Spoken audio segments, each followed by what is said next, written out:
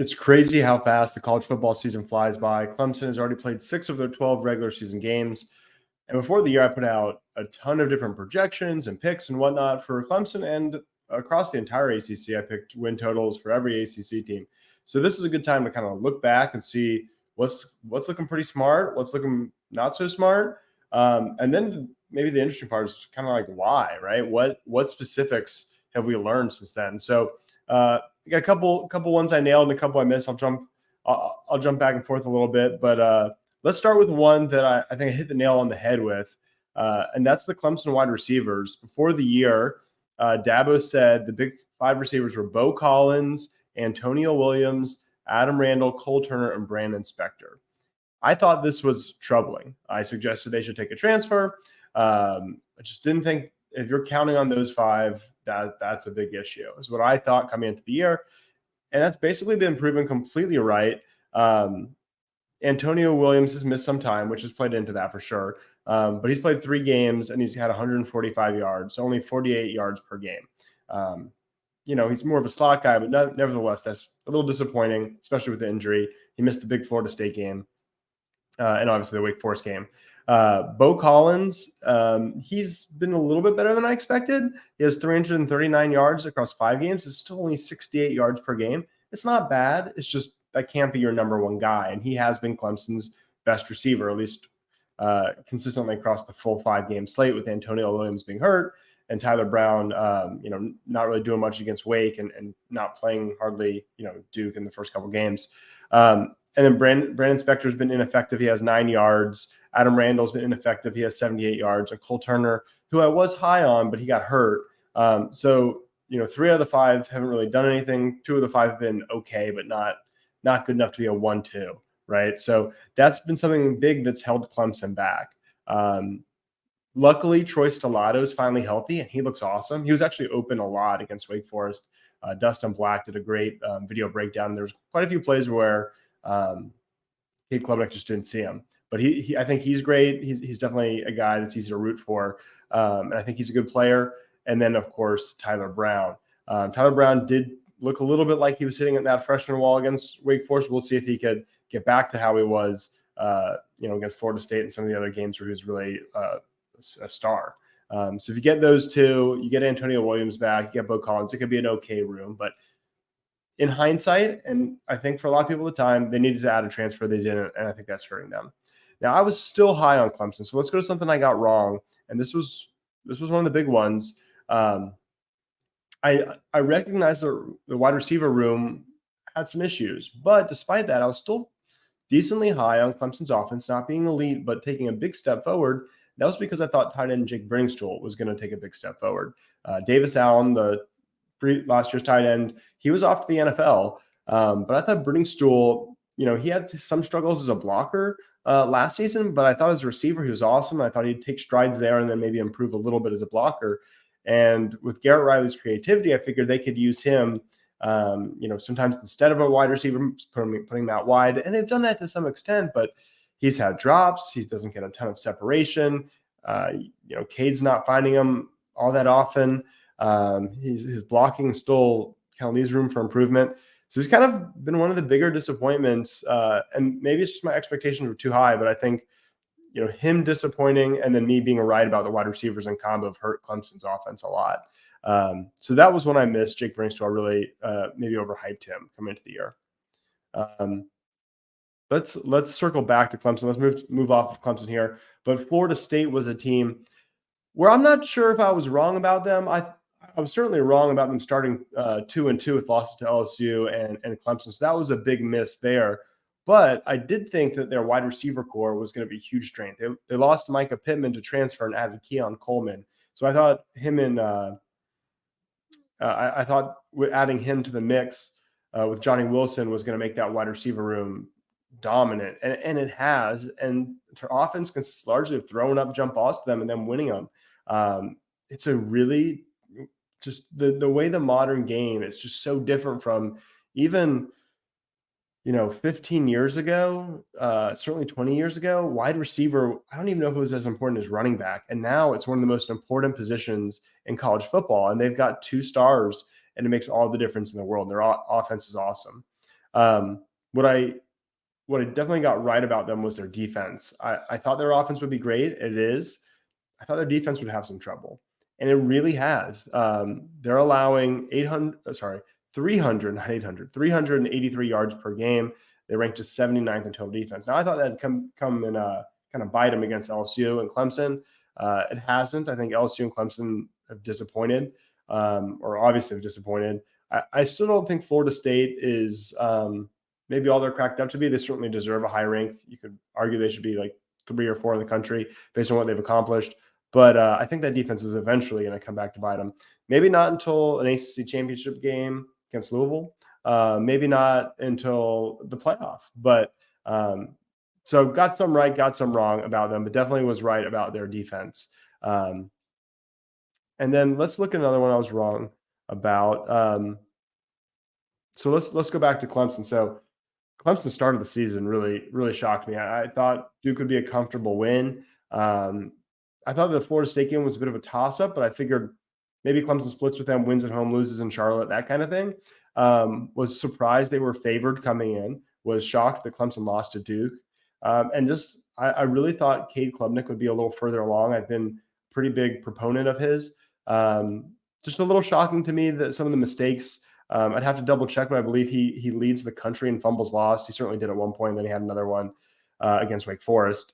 So I imagine he does. But you see the flashes of talent. You see that he has more upside than DJ did, and that's what we saw in that North Carolina game, the ACC championship. But then you see just silly mistakes. Not reading the field, forcing throws, fumbling exchanges. Still seems to struggle with the zone read, which is a pretty base concept. You can't really just pull that out of the playbook. Seems to pull it late and cause fumbles. Certainly did against Wake Forest with Shipley. He got his hand in there and kind of yanked it out like he was changing his mind last second. Can't do that. So definitely didn't see the 2-2 coming. I thought Clemson would lose a game or two, but I figured it would come later in that stretch of going to Miami, then going to NC State. Maybe Miami's a night game, I figured, which it is. Then you come back to NC State and you're tired. It's, you got back really late on like a Sunday in the middle, 5 a.m. kind of thing. And I thought NC State would be good. And I'll circle back to NC State and UNC is I think something I got wrong, but thought it would come there. One of those two, maybe Notre Dame. Didn't think it would be 1 or 2 losses in the first half of the season. Thought 1 or 2 might come late. That tough stretch. And then a UNC, South Carolina to close the year. So, and then I figured also championship game could be tough. So I figured pick up 1 or 2 losses there, not already. So definitely missed the mark on Clemson's record through halfway through the year. Some more things I got right. Louisville's really good. Virginia's really bad. I saw Louisville's schedule. I knew they brought in a lot of transfers to boost the team with Jeff Brom coming in. Jack Plummer, a quarterback, came, was at Purdue where Brom was, then went to Cal. Now he's reunited with him, with Coach Brom in Louisville. He's kind of been shaky, but with their schedule being easy, then they pick up a big win against Notre Dame, not an ACC game, but quality opponent. I think they may have a shot at playing for the ACC championship, and I don't think it's unrealistic that they could even have a chance to beat Florida State if that's the matchup. Certainly wouldn't necessarily pick them against Florida State, but I did have we did a draft on the YouTube channel of conference champions, and you can only 3 people, you can only pick 1 champion. I had the last pick of the ACC, and I took Louisville. I thought they were a great dark horse, and I think it's very possible they could win this conference. I'd love to, if it comes down to them in Florida State, I'll be cheering for them, not just to be right, but I kind of like Jeff Brom, and I certainly don't like Florida State. So that's something that, it's going to be tough for them to pick up 2-3 losses in Clemson to pass them. I think they're a good team, and they have a wide open path. Now, Virginia's bad. They're a bad team. I had big questions about Tony Elliott in his last couple of years at Clemson when he was the sole OC. When he went to Virginia, I didn't think it was a strong hire. I thought Clemson was better off with Streeter. I thought Streeter was better as an OC than him, than Elliott, and they've been awful. Virginia's been terrible. Their offense has taken a big step back ever since he got there. Kind of a bummer. Good dude, but they might win 1 or 2 games. I had them going 2-10 in my ACC win totals video, and they'll probably steal an ACC win maybe to get to 2-10. Otherwise, I don't see them getting more than 2. And Miami.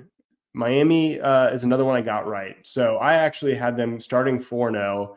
I did think they would beat Georgia Tech and come into the Clemson game with either 1 or 0 losses. Of course, they could still do that if they beat UNC, but thought it would be a night game with some hype. A 1 or 0 loss Clemson versus a 1 or 0 loss Miami. Of course, now it's looking like a 2-loss Clemson versus a 1 or more likely a 2-loss Miami.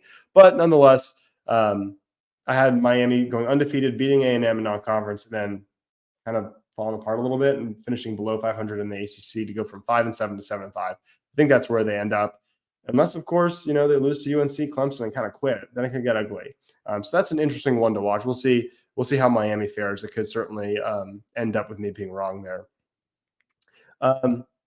So I believe that's so one more here, and this is the one I saved for last because this is the one I whiffed on the worst. So got to end on one where I need to take accountability. Before I share this one that I got so woefully wrong, let me just remind you, hey, if you've already subscribed to this channel, thank you. I really appreciate it. We're almost at 550 subscribers, so I really appreciate everyone who's already subscribed. If you haven't, please consider doing so. It really helps the channel grow, eventually monetize, and I would appreciate it. Also, if you haven't, please like this video if you're enjoying it. All right, let's get to the last kind of pair here. I was really high on NC State and really down on UNC. UNC lost their offensive coordinator. They lost Josh Downs, a wide receiver.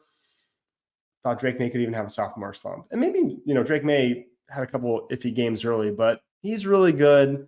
Their defense seems not worse, maybe a little bit better, improving.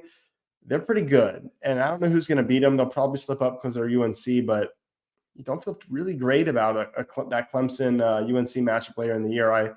Originally I had written Clemson was better than UNC last year, and the gap would only widen with Clemson getting an upgrade at OC and UNC losing Downs and Longo. It's not looking that way. UNC's really impressed me. Now, I have to say I was wrong about them.